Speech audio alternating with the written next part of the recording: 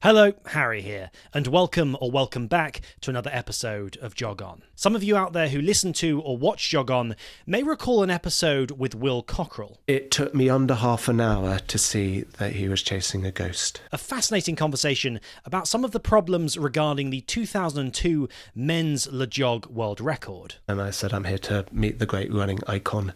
And the guy just shot back, the great running con, more like. It was just such a strange thing to say, and such a jarring way to start the day. Well, today I'd like to bring you another story from the Land's End to John O'Groats saga. On the 16th of July 2020, a female runner staggered through windy conditions towards a single white pole, marking the end of her journey.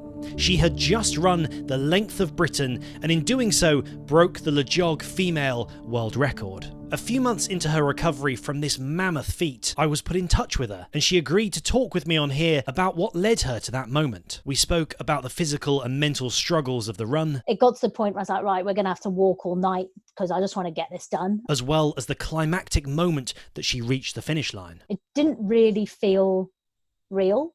We are a very small podcast, but if you'd like to help us out and support us, we'd really appreciate it if you just share an episode, this one or another one that you like, with a friend. And remember that you can also watch the video version of this episode and others like it. Just go to YouTube and search for Jog On Podcast with Harry Morgan. She was absolutely wonderful to talk to, and I hope that you enjoy her story. So please, welcome to Jog On, Carla Molinaro. So Carla, fascinating story really. I think rather you're probably quite used to having to reiterate time after time a bit of the story. So I wrote down a very brief, summarised, very unflattering timeline that's condenses you down to a paragraph, which is very unfair. But just to give a brief summary, born in South Africa, you start really running at school around 15, 16, the classics, like we all did, running around the track on the grass, bit of cross country, and then get to university in Wales and sort of have a bit of a discovery of triathlon and join triathlon amongst many other societies. And then you do triathlon for a long period of time, which I'd love to ask you a little bit more about. Then your sort of epiphany comes at Glasgow half marathon, where you kind of go, hang on, I don't have to wear a wetsuit for this half marathon. This is amazing. And I think one of the reasons that we all love running, which is the same reason some people will sort of say, oh, running's so boring, it's just running. That simplicity and that purity is the reason why a lot of us love it. And there isn't complexity to it, and there isn't that sort of harsh technicality. It's just running. And so that happens at Glasgow half marathon. You eventually, about a year later, book a Swiss Alps trip and go on your first sort of major holiday/adventure run. And you have a good time, I'm guessing, there. And then from there, run and do Comrades in South Africa. And then, of course, it culminates in you doing the LAJOG challenge, the big Land's End to John O'Groats challenge that you amazingly broke the women's world record for. So that gives a very rough and far too fast approach to how this happened. So to bring you right back, my first question, starting at the beginning of that timeline, Carla, was, did you always feel like running was something you were good at, or was it just something you just enjoyed? Kind of a bit of both. I guess when I started running, when I was at school, I was in the county teams and I would represent like bucks at like the 800 and 1500, but I was never quite good enough to go and race for GB as a junior. So by the time I'd run a couple of years and got to university, everyone was like, well, if you're not running for GB now, you'll never be able to. And it's weird because you accept that. You're like, oh, okay, cool. Yeah. I'll just crack on and do my own thing then. But it's not true. And when you got to university some years later, had you had some previous experience in triathlon? Was university the first time you... Yeah, it was the first time. I'd swum when I was younger in South Africa because everyone kind of swims. My dad had always said to me, oh, I think you'd be good at triathlon. And I was like, no, I was didn't really feel it. And then I got to university and I went to a sports uni, which was UWIC in Cardiff. I think it's Cardiff Met now. Walked into the athletics centre and it was like so intimidating. Everyone was in international kit. I went and found the triathlon team and they were like, yeah, come on. Doesn't matter that you've never done it before. Yeah, so it was literally at university where I got a bit intimidated by the athletics team, went and found the triathlon one and started from there. And you had much experience on the bike as well, or were you really was that your beginning on the bike? Yeah. I remember my very first bike ride. I went out, I think there's about 6 or 7 of us, they were like, okay, we'll take you on an introductory ride. I was like, okay. So we're like riding up this hill. I get to the top of the hill. I've got clip-in shoes, which I'd never used before, and hadn't quite grasped the unclipping bit, and can still see it in my head, falling over in slow motion at a set of traffic lights, still clipped into my bike, until someone came and helped me up.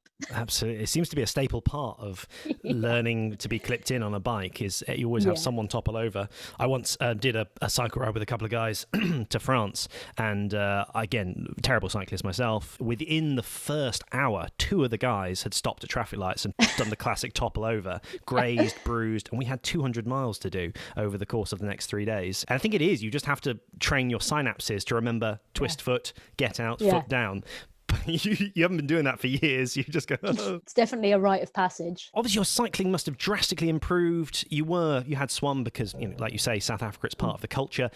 But did running always remain that sort of, you knew that when you went and raced at triathlon, this is where my bread and butter is? Did the cycling and swimming ever become anywhere close to your running? And did you always feel like you were a triathlete, yes, but someone who really specialised with the running side of things? Yeah, so my running was always my strong point, and it was nice because my swimming was strong, and by the end of the time I was doing triathlons, my swimming was actually really good. My bike was always, I would probably say, average. Everyone would look at me and be like, oh, but you should have a really good power to weight ratio. You should be really good at going up hills. I'm like, yeah, I should, but I'm not. So I'd get like overtaken by everyone on the bike. So yeah, running was always like the dominant element in triathlon for me. So talk to me about the day you go to Glasgow Half Marathon, because you've referenced that before as a bit of a turning point, and there was all of a sudden the simplicity of not having T1, T2. You don't have to start off swimming in a cold lake or river or swimming pool or wherever you are.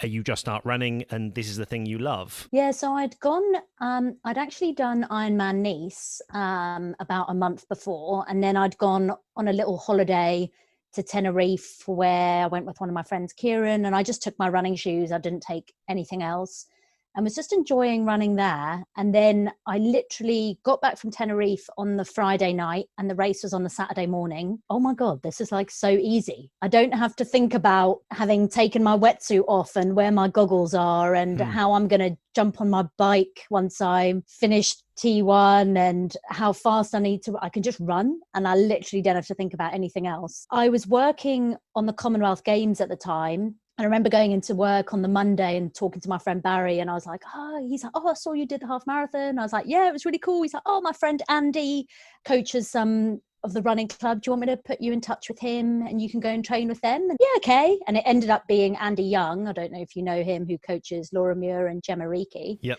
And I ended up going and training with them for a couple of years, which was pretty cool. And yeah, it was just easy. Didn't have to think about anything.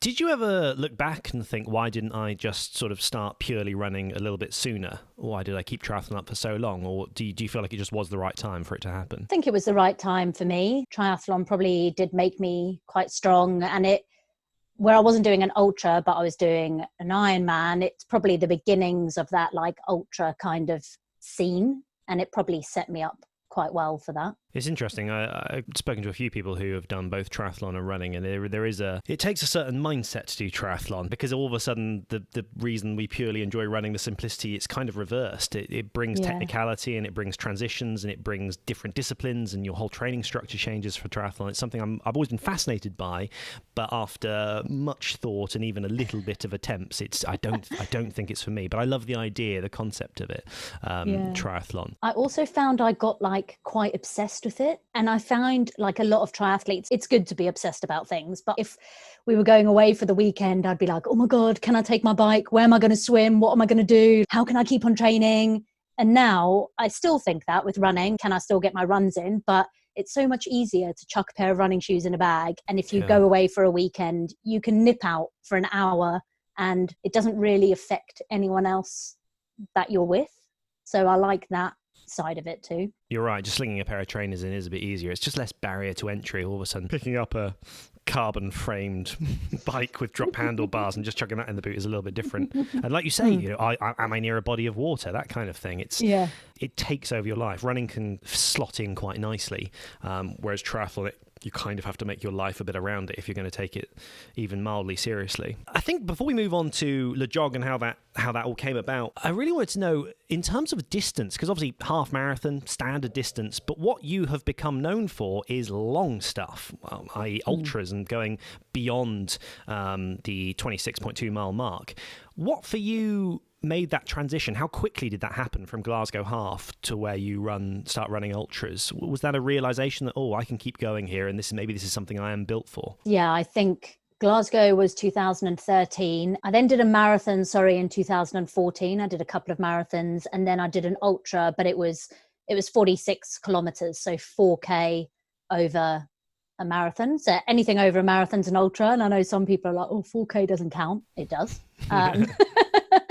And then it took from there, I started doing some just multi-day stuff on my own, kind of doing like a marathon distance each day with my runs. And it wasn't until 2016 that I did my first proper ultra, which was Comrades out in South Africa. So it took a little bit of time, and mainly because I started doing the half marathon and I think I can do a full marathon, and then you do that and then you do an ultra and you get a little bit more confidence with each thing that you do. And then you go and do multi-day stuff, and then your multi-day stuff gets longer and it just spirals out of control until you end up running up a country. So, yeah. For anyone that is listening and doesn't know much about Comrades, could you just give a quick explanation of what Comrades is? Because it's a big deal. Yeah, so Comrades is the oldest and the largest ultramarathon in the world.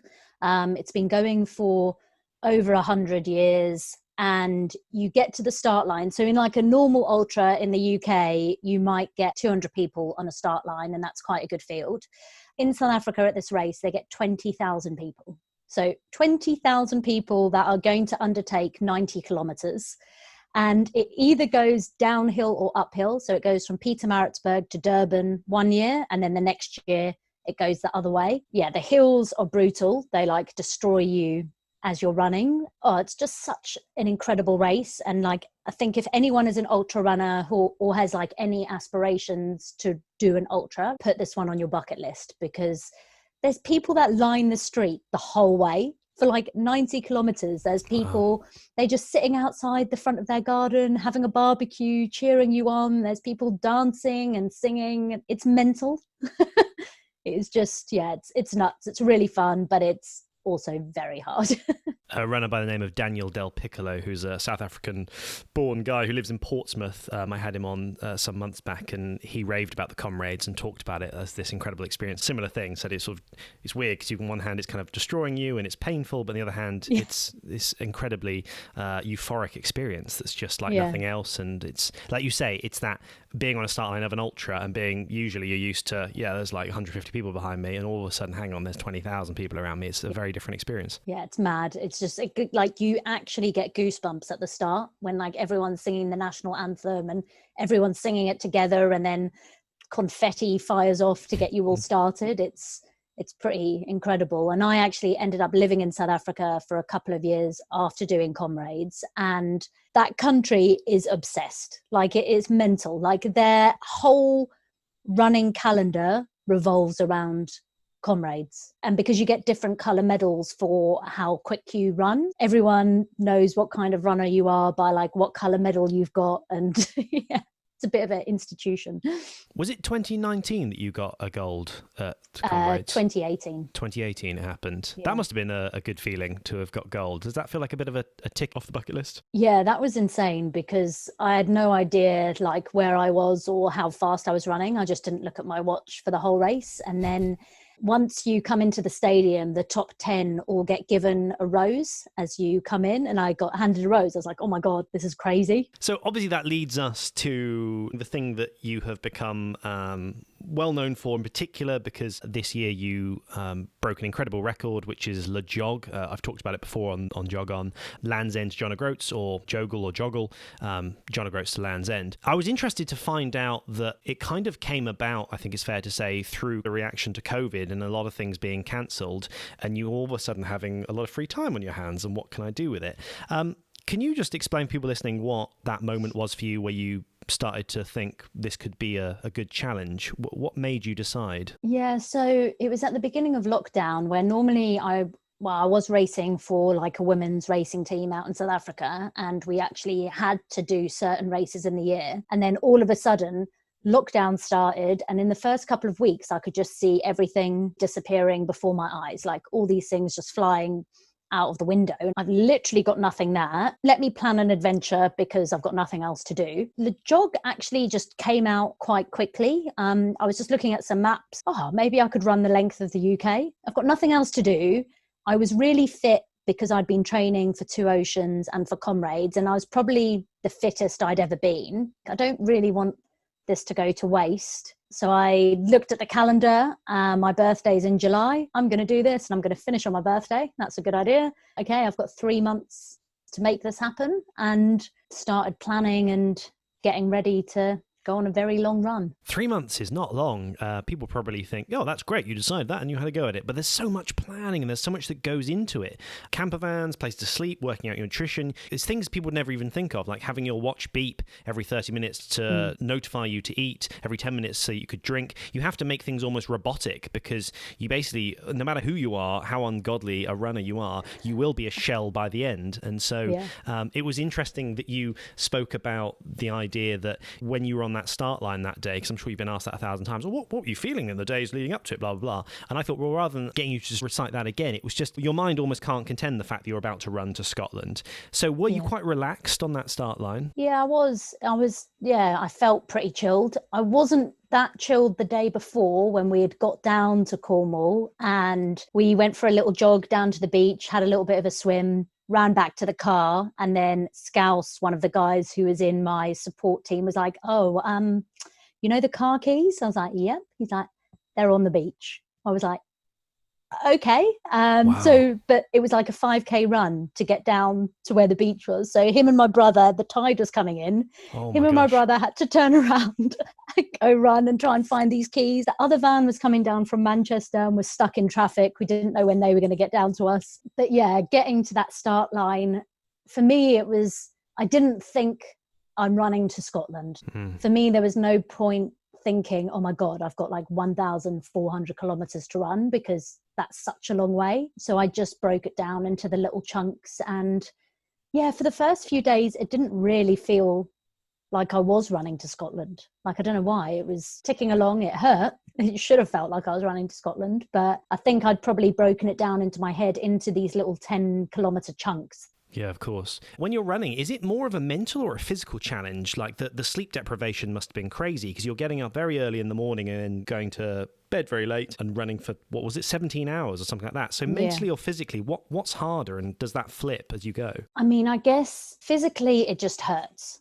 So from lunchtime on day one, where I stopped at lunchtime, when I then started running again, it started to hurt, and it didn't stop until about 2 weeks after I'd finished LAJOG. So you're just in this world of pain, but you just got to accept that it hurts. Mentally, for me, I was like, I've just got to keep on moving forward. And I think because there was such a definite goal, I'm going for a world record. I know how far I have to run each day to get it. It was almost easy because I could just keep on going. It wasn't like things where I'd done before. So, we ran from Cape Town to Comrades a couple of years before. We wanted to do a certain distance each day. When we couldn't do that distance anymore, the whole thing was broken, where this was a bit more fluid. I could do a bit further one day, a bit shorter another day. Mentally, every afternoon, I went into this like dark place where I just didn't want to talk to anyone. Like, I just didn't have the inclination to want to talk to people. I was probably tired, a little bit grumpy. I just needed to be left alone. Just tell me if I need to turn left or right. And it was that simple, that because before it started, I had fully accepted that for the next 12 days, I was going to be in a world of pain. For me, I was like, well, I'm in a world of pain. It must be tough getting to that stage where you just need to be in your own head and your own box and just tell me where to go and I'll run that, and I don't need anything else. And if I have to eat, just put food in my mouth and just don't talk to me. That must be hard because there's a lot of people supporting you. You talked about friends from university coming, people jumping out of bushes and randomly being there. There was a guy with a cowbell ringing at one point. It must be difficult because there's still that part of you that wants to be polite and thanks very much for coming and seeing me. But there must have been moments where you thought, oh my God, I don't want to see anyone. Like I just need to. Is that the dichotomy? Yeah, there was definitely that. And what was good was that we kind of realized that after the first couple of days, that after like 5 p.m. at night, I just wanted to be left alone. So we had said to everyone in the beginning, you know, come and join me, come and run with me. And then after the first 2 days, we were like, but before 5 p.m. Yeah. And once we did that, it felt so much better because I did feel really guilty on those first couple of days where people had made the effort to come and join me and run with me. And I just didn't have the energy to talk to them. And then it was making me feel really guilty. So yeah, you do feel this sense of guilt. But I think once you kind of find your flow, and also once the team around you know at that point in the day just to leave you alone, then it's fine. And I think everyone kind of goes through this at different stages in their run. Like Dan Lawson, who did this a couple of weeks after me, he didn't want anyone to run with him in the mornings, but he wanted people to run with him in the afternoon. So interesting. I think it's just finding your style and when you need that help. It's interesting that 5 till 10 was almost like your dark zone where you just lock in and you just have that final 5 hours just to get it done. Would there be a routine when you went to bed of just eat food, sleep, and then get up in the morning, have breakfast, run again? Did it become just automatic? Yeah, so we would finish each day. They would have food for me in the back of the van for when we would stop. From 11 o'clock, I was in bed, and then I woke up again at 4 a.m. in the morning. And then in the morning, it would be the guys and the crew would wake me up at 4, chuck some porridge in my hands. Again, they would massage and stretch out my legs. 4:45, get changed and get out the door and get ready to start running at 5. Yeah, pretty routine in that way, which is probably a good thing for you because you don't need to have any stresses or worries. You just need to be told, get up. Like you say, it does become, you almost just accept being controlled at that point. Please, exactly. I'll just do my job, but I literally have one job and I don't need any other jobs. It comes back to that simplicity thing. So for people that don't know, Sharon Gator was the one who held the previous record. How aware were you during those moments, in those evenings, in those mornings? How much was the discussion between the team of we're at this stage, we are this far ahead or behind or whatever of Sharon Gator's record? Was that in the constant conversation? Were you aware of where you were at, or did that add too much pressure and you didn't need to know? So I had done all the planning and I'd done all the routes, and I'd actually, as part of my planning, I'd given myself a 24-hour buffer. I knew if everything was going to plan, I was going to finish 24 hours ahead of schedule. And we didn't really have that chat in the team because we didn't really need to, because I was ahead of the record. Probably it was only day 7 or day 8 that we started to eat into that buffer. And that was like literally by an hour. And then the next day it was like an hour and a half. So we were taking like really small chunks out of it. And it was only in the last 24 hours where I ended up, because I couldn't run because my quad went into bits, that we had to start walking, that we really used that big chunk of time. So yeah, we didn't really have to talk about it because we were ahead of the record the whole time, which was quite nice because there was no pressure. And that's why I think like if you're going for something like this, you have to have a big buffer because so many things can go wrong, and having that pressure taken away was quite nice. It wasn't like, oh my God, we've got like an hour, you need to get moving. I mean, that would have been a better story, but yeah, it adds drama, but you're right, it doesn't help you, does it? Mentally, you'd be like, oh my God, trying to pull your socks on. That's not a good image. Yeah, so I didn't have to think about it, which was quite nice. But I think probably the planning that I'd put into it, so because I'd done that planning, I knew where I was and what I had to do. So yeah, it was one less thing to worry about. Yeah, fantastic planning, and something that someone approaching this kind of challenge wouldn't think about until they're sat down trying to plan the thing. Oh gosh, a buffer really makes sense. You're right. Yeah. Not just from a tactical point of view, but just to take that mental alleviate, like you say. So that's fascinating to know that. One of the fascinating things about Sharon Gator is she pops up partway during your attempt. What a weird mixture of emotion that must have been, because you're still human. And I think there's that thing of, yes, and I'm sure Sharon is incredibly supportive and it's fantastic, but there must have been an underlying feeling of, you're trying to take down my record. And do you know what I mean? Like, what's that like mentally? And did you know that she was going to pop up and come and see you? No, so I didn't know. And I'd just come up and over Shap in the Lake District, and I'm running down this road, and then I see this lady standing in a lay-by, and she just like, her eyes just follow me. Oh my God, that's Sharon. And I felt really bad. I was like, I'm trying to steal her record. This is really awkward.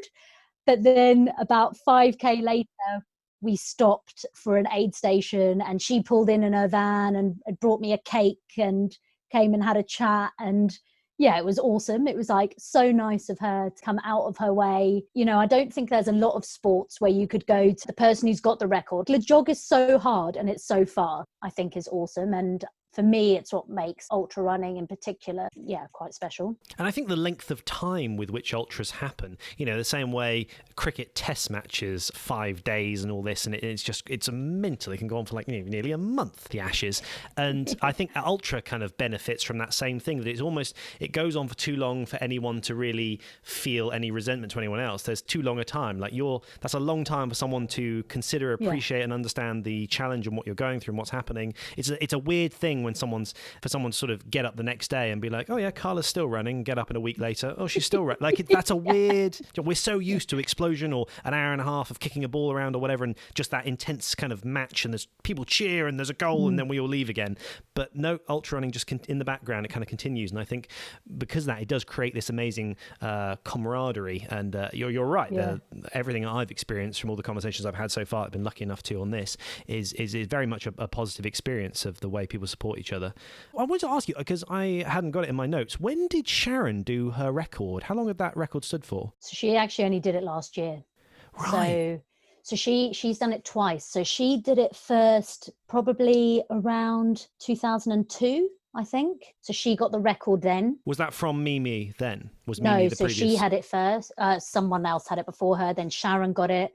And then a couple years later, Mimi took it, I think around 2004. I'm not sure. I'm making these dates up. Yeah. And then Sharon went back last year and did it again. Sharon returned. She had only had it for a year, and then I went and stole it. Sorry. That's Sharon. why, because I was thinking like Sharon's was age, but I didn't realize the kind of the story in between of Mimi taking it and then Sharon getting it back. Yeah. That's incredible. Wow. I've done a little bit of ultra running, so I have a very mild concept on like a 2% of what you've done. So it's enough to allow me to understand that I can't really ask any kind of question that can ever you can't really word that experience, because it's too much. There's too much to happen there. So I do understand that. So if you sort of skip forward a little bit, as you say, you get to the big point where you start to eat into the buffer and you start walking. There's things people never even consider. Two of the big ones I picked up on is, first of all, the sheer reaction from both the food and that kind of swelling that the body has. You had mouth ulcers, which is something that you do see quite commonly with this kind of extreme event, and also getting blisters under your toenails. Can you just talk through some of those things? I mean, these are absurd bodily reactions to the sheer stress that your body's going through. What was that like? Yeah, so the blisters under the toes kind of happened first. So I knew my feet were going to swell. Like, I've done multi-day stuff before and it happens. And we had extra wide shoes to swap into once that happened, because as well, you don't want to put them on too early because then your feet rub. So this happened probably day 2, but because my feet swelled so quickly, the top of my toenail was then hitting on the roof of my shoe, which meant that I then got a blister underneath my toenail. And then just luckily, like, we had a doctor there and he was like, yeah, see this needle? You need to drill that through your toenail. That's what? Crazy. Like, no. And then after like half a day of running again, give me the needle. And yeah, it was amazing actually going through my toenail and then just this like release of pressure. But yeah, so that was a little bit painful and ended up losing 2 big toenails as a result. I hadn't experienced that in my toenails before, but yeah, it was quite sore, but we found a way around it. And to be fair, my feet the rest of the time were completely fine. I didn't get any other blisters at all. So I was pretty happy with that. And then, yeah, it was about day 8, I think, where I started to get these like ulcers on my tongue, and it was so painful, but you know that you have to eat and drink. But yeah, it was one day that one of the team decided to give me like some tomatoes. Oh, this is going to be delicious, but tomatoes are really acidic. and they really burn when you bite into them and they hurt your tongue. Yeah, I didn't know that mouth ulcers was a thing until I was doing this, and then everyone's like, oh yeah, I read that in a book when so-and-so did this long run, they also got, oh really, how have I missed this? You can't get around it, so you just had to suck it up. Just becomes part of the overall pain. Yeah, absolutely. And already such a struggle, even without a fresh mouth, to eat 7,000 calories a day. It's a lot of food. It's disgusting. Yeah. And trying to run and all this. And there's footage, of course, of you walking up towards the very finish line in John O'Groats. And I know that words probably can't quite explain fully to someone or paint the image quite exactly what that was like. But my main question to you, Carla, was just, there's very few people in the world who'll ever go through an experience like that, where they've just put everything on the line, but just to push themselves that far and do what so few will ever get to experience. What was the overriding emotion? Was it relief? Was it euphoria? Was it an almost like a sadness that it was over and now what do I do next? I've got to now try and recover. What are you feeling in that period of 10 minutes as you finish and then just shortly afterwards? Yeah, it was a bit weird because that last 24 hours in the beginning, like when we woke up on the 27th of July at 5 a.m, and we're running down the road, everything's going to plan. And then as the day went on, this northerly storm came in. So we ended up like being in rain and wind, like 30-mile-an-hour winds with like 60 and 90-mile-an-hour gusts, which was really fun.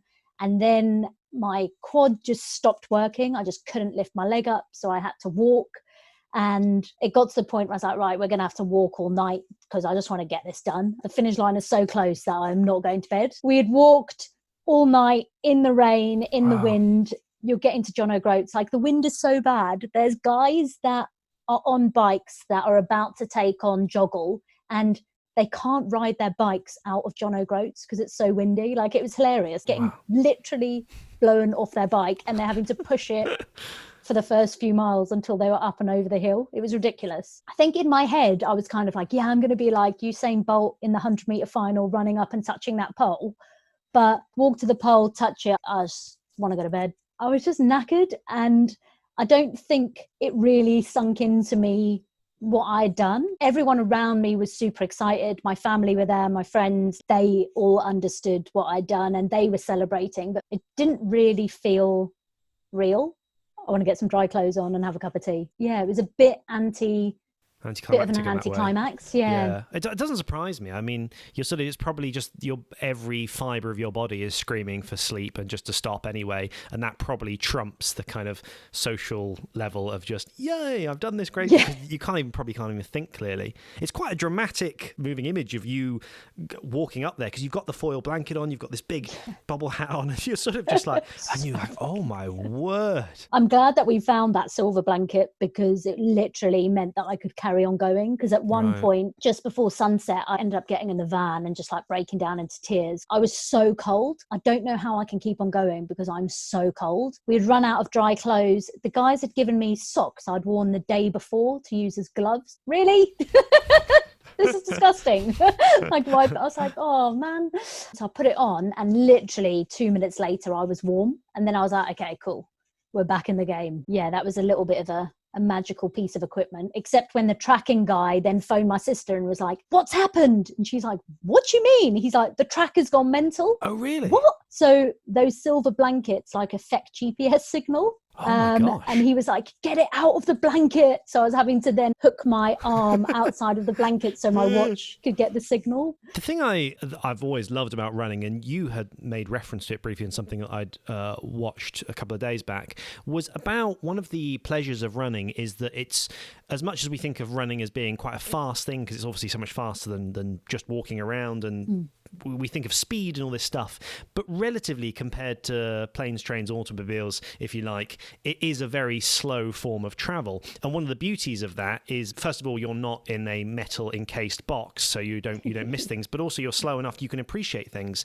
And so you talked about one of the joys of being on 2 feet is you get to learn an area quite quickly. I mean, you must have found this if you go on holiday for a week compared to someone who sat by the pool, you all of a sudden have a much better understanding of the village and the surrounding little streets and all these things you never would have seen because you couldn't get a car there, etc. So I just wondered, from your perspective, someone who's now run the length of Britain, as crazy a sentence as that is, do you have a slightly different appreciation for this island that we're on? Because people think, she must have been skipping through meadows, but the truth is you've got 70-mile-an-hour cars flying past you on the dual carriageway. Aside from that, do you feel like you can kind of understand the country a little bit more and how long it is? Do you see it slightly differently after this challenge? Yeah, you do. And you realise like how awesome the UK is. Like we have got hills and rivers and streams and meadows and mountains, and you've got all of this packed into actually a really small area. Like you can drive the length of the UK in a day quite easily. And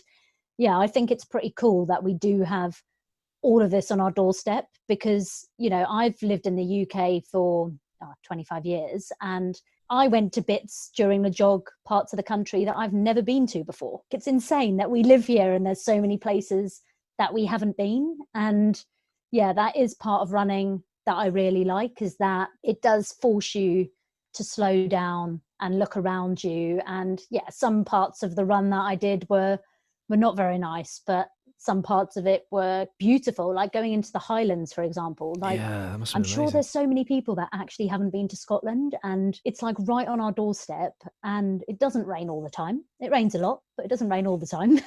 And we had like some glorious sunny days, and you've got all the lochs, and you know, Scotland's amazing because they have the right to roam. So you can literally go there and camp on the side of a river and wake up and jump in the river in the morning and crack on with your day, which, yeah, I think that's pretty special, and we definitely don't use it enough. Yeah, it's strange. Current day life is sort of encouraging of moving from point A to point B, like you say, as quickly as possible, and then sort of immediately box yourself in a house and then have the coffee with the person and then drive straight back again to your box. And it's quite a weirdly insular experience. And it wasn't until maybe 3-4 years ago I'd been to Scotland once as a child and then just hadn't been back since. And then I went and finally climbed Ben Nevis. Every year I'd said, right, this year I'm going to finally go up and climb Ben Nevis. But it's weird, you know, someone in Canada would say, no, that's no distance at all, but all of a sudden you look at Scotland on the map and you're so used to just being able to drive to London in an hour or just pop over to this city in an hour. You're right, it seems like a long way, but the reality is, compared to some of these big countries, it's all crammed in, all this amazingness in a short place. So I suspect lots of people haven't gone to the Highlands. That must have been, you talked about running through a place called Strawberry Line. That sounds incredible. So there must have been, some excellent views and amazing moments that you came across. So just briefly, I know it's a massive subject, Carla, but just briefly touching on SCY, strength conditioning yoga. Can you just talk about how you got involved with that? And it's something that I think a lot of people don't really know so much about. You'll be fully aware that there are many people who just go out and do a 40-mile week and they come back and sit on the sofa and they don't do anything else around it, and they wonder why they're getting injuries. And strength and conditioning is fast becoming more well known as something that people can do to use to complement the running, really. Yeah, so I've always kind of done strength conditioning and yoga as part of my training. But what I've seen, like I coach people and even with myself, that, you know, if you're doing all this running, and running is the stuff that we love to do because it gets you outside, it gets you fresh air, and like in your head, well, if I'm running, then I'm going to get better at running. If I'm at home touching my toes, that's not helping me get better at running, but it actually is. So I wanted to create something that runners actually would do, because I know myself and I know other runners that our attention span is about 4 minutes, except when we're doing an ultra, we can go and run all day. But yeah, weird, isn't it? No. Tell me to do sit-ups, I'm like, you've got about 3 minutes to keep me interested. I've done yoga for like 8 years and I love it, but I hate it at the same time when I go to a class and the teacher's like, okay, wrap your leg around your head. Yeah. You're like, can't touch my toes. You Google like yoga for runners, and it's a yoga teacher that's made a program for runners that they can still put their head on the floor, splay their legs out. I'm hoping I can kind of be that link for, yep, we can't do those movements, but you can still do yoga. Yeah, I like that. You're filling a nice void there. You're absolutely right. I've been to a few yoga classes over time, just sort of experimented with it, played around with a bit of yoga, and exact same thing. I sort of had to scale down to just an almost awkward level of simplicity just to be able to just bend slightly in a certain way when they're there, just basically wrapping their spine around their neck and just going, oh, do this. And I really can't, but I'll try.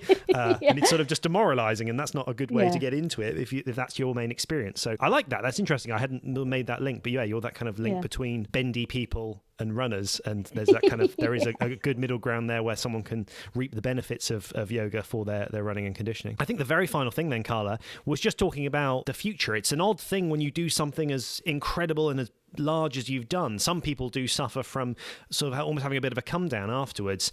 You talked about the whole of your leg becoming the same width as your thigh and just this major swelling. How long does it take for your body to have reset from such a sheer effort? Well, I actually took 6 weeks off running. So I didn't do any running at all for 6 weeks. And by the end of that 6 weeks, like, I really wanted to get running again. So for me, I kind of knew I was ready to start. I then did like a run walk program for a couple of weeks, and then I've built my mileage back up. And it's probably now that I'm nearing the mileage that I was before. It was quite good that I could just take that break and chill out and really want to run again. Yeah, I don't have to remember 2020 for the year of wearing a mask. I can remember it for something else. Exactly. And that's a beautiful thing. After that, it's important probably, I guess, to sort of stay focused, stay busy and keep pushing forward.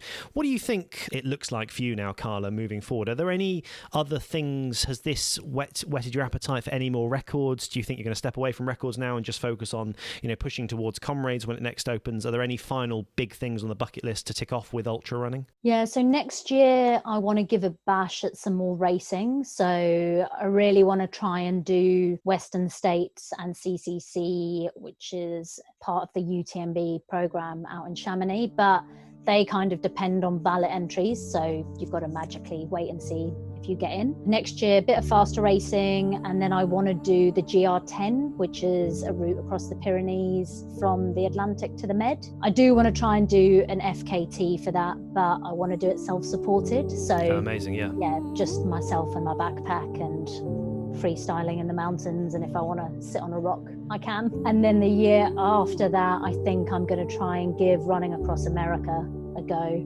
because if I can do LAJOG, if I can do it for 12 days, I can do it for 50, which is what I'm going to have to do if I want to break that record. So yeah, that's a little bit scary because it's completely out of my comfort zone, but got to try it. And I think it would be really cool to see America. And I think there's such diversity in that route that you end up going from the ocean over the mountains through the desert to another ocean. It's quite cool.